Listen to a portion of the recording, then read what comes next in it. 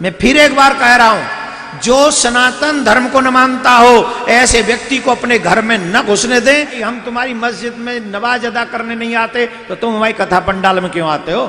इतना ही आदर है तो गौ मांस खाना बंद कर दो, इतना ही आदर है तो गौ मांस खाना बंद कर दो। बिल्कुल सही, आपके नाम से लग रहा है आनंद आपका नाम है, आप हिंदू है। आपको गलतफहमी होंगी कि हिंदू मजहब में गोश्त खाना हराम है।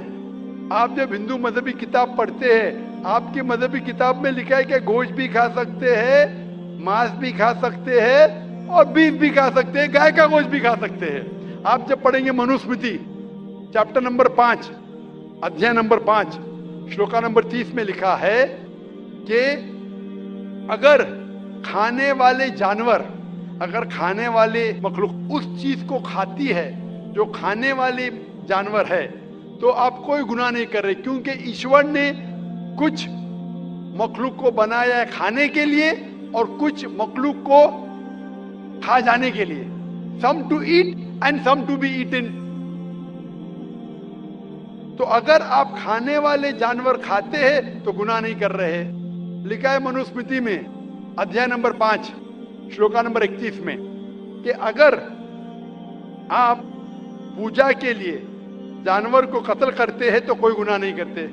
लिखा है मनुस्मृति में अध्याय नंबर 5 श्लोका नंबर 39 और 40 में कि ईश्वर ने कुछ जानवर को बनाया है पूजा के लिए, सैक्रिफाइस के लिए। तो killing in sacrifice is not killing. तो कत्ल करना पूजा में कत्ल नहीं है। तो मनुस्मृति के मुताबिक आप गोश्त खा सकते हैं। फिर आप जब मुताला करेंगे महाभारत का, महाभारत में अनुशासन पर्व में अध्याय नंबर 88 में युधिष्ठिर, पांडव के 5 भाई थे। आपने युधिष्ठिर का नाम तो सुना होगा। युधिष्ठिर जो पांडव के 5 भाई थे, युधिष्ठिर पांडव में सबसे बड़ा भाई था। वो पूछता है भीष्म से कि हम यज्ञ में, पूजा में क्या खाना दे ताकि हमारे परदादा खुश होंगे। तो भीष्म कहता है अगर हम यज्ञ में, पूजा में चावल, बार्ली, सेब, भाजी पाला देंगे तो हमारे परदादा 1 महीने के लिए संतुष्ट रहेंगे।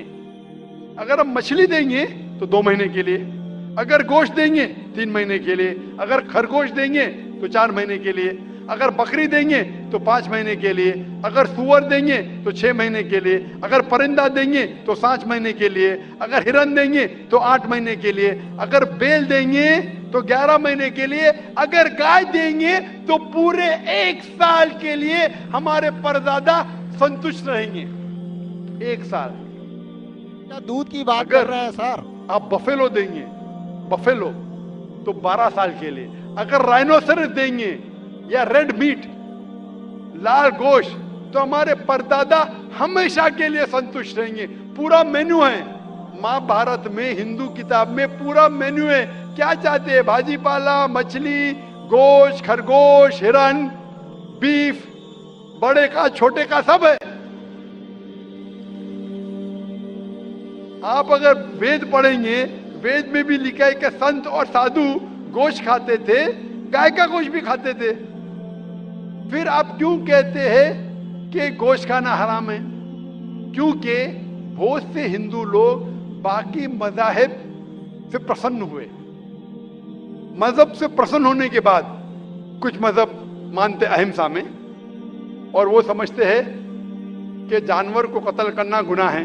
क्यों? क्योंकि जानवर में जान है, बाजी पाला में जान नहीं है, पेड़ पौधों में जान नहीं, इसलिए बाजी पाला खाना गलत नहीं है, लेकिन जानवर खाना गलत है। आज साइंस तरक्की कर चुका है और हम जानते हैं कि पेड़ पौधों में भी जान है। तो उनकी लॉजिक जरा बदल गई। हाँ, जाकिर भाई हम जानते हैं पेड़ पौधों में जान है, लेकिन पेड़ पौधे, उनको दर्द का एहसास नहीं है, उन्हें दर्द नहीं होता। पेड़ पौधों को दर्द नहीं होता है और जानवर को दर्द होता है। इसीलिए जानवर खाना बड़ा गुनाह है, पेड़ पौधे खाना कम गुनाह है। आज साइंस फिर से तरक्की कर चुका है। तरक्की करने के बाद आज साइंस ये कहती है कि पेड़ पौधों को भी दर्द होता है, लेकिन उनकी दर्द की आवाज आपको सुनाई नहीं देती।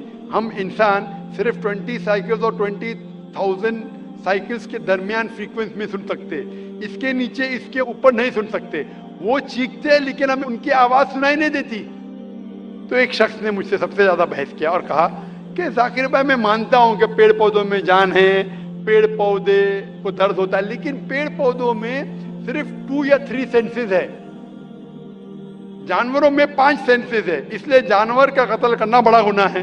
तो मैंने उससे पूछा कि अगर आपका भाई पैदा होता है 2 सेंसेस कम के साथ, वो सुन नहीं सकता है और बात भी नहीं कर सकता है, गूंगा है और बहरा है, जब वो बड़ा होता है और अगर कोई इंसान उसका कत्ल करता है तो क्या आप जाके कहेंगे जज से, मिलॉर्ड कातिल को कम सजा दो क्योंकि मेरा भाई गूंगा था, बहरा था, वो सुन नहीं सकता था, बात नहीं कर सकता था? आप तो कहेंगे कातिल को डबल पनिशमेंट दो, मेरा भाई तो मासूम था, ना सुन सकता था ना बात कर सकता था। इस्लाम में 2 सेंसेस जैसे और 2 सेंसेस वो नहीं।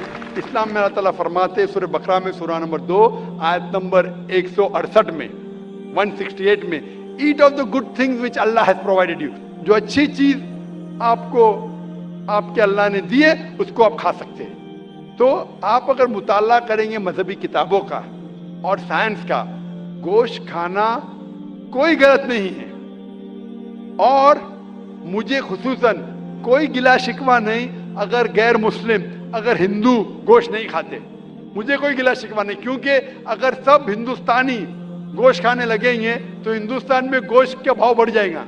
आज महंगाई का जमाना है, पेट्रोल का भाव बढ़ रहा है, सब हिंदुस्तानी गोश्त खाने लगेंगे तो गोश्त का भाव भी बढ़ जाएगा।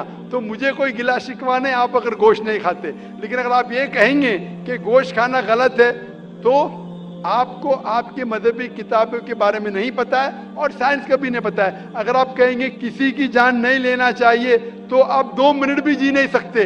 हम जो सांस ले रहे हैं ये जर्म्स है, जर्म्स में भी जान है, आप सांस लेने से उनका कत्ल कर रहे तो आप जी नहीं सकेंगे। इस्लाम में ये है कि जो चीज की इजाजत है वो आप खा सकते, जो हराम है उसको नहीं खाना चाहिए।